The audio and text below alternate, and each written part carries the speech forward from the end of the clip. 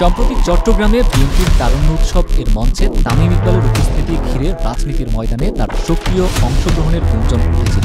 অনেকেই ভেবেছিলেন সাবেক এই ক্রিকেটার শাকিব মাশরাফির মতো রাজনীতির ময়দানে নামার প্রস্তুতি নিচ্ছেন।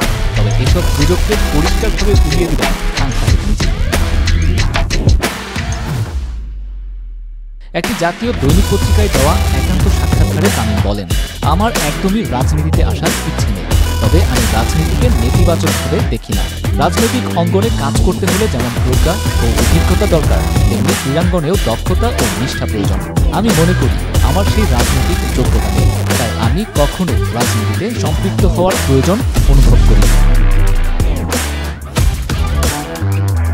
চট্টগ্রামের ঐতিহাসিক পলো গ্রাউন্ড মাঠে অনুষ্ঠিত তরুণদের অনুষ্ঠানে অংশগ্রহণ প্রসঙ্গ নিয়েও মুখ খোলেন তামিম।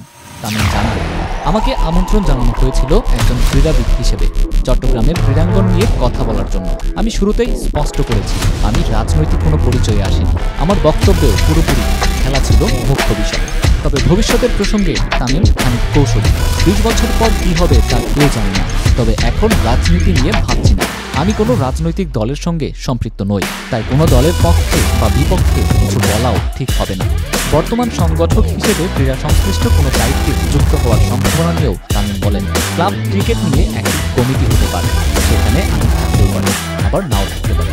সব দিক বিবেচনা করে সিদ্ধান্ত নিতে হবে।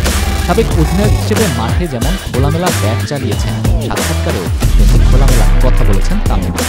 রাজনীতির পথে এখনো হাঁটছেন না, বরং ক্রীড়াঙ্গনে নিজেকে দেখতে চান সক্রিয়ভাবে। নূরে আল জুবায়েদ, বাংলাদেশের খবর।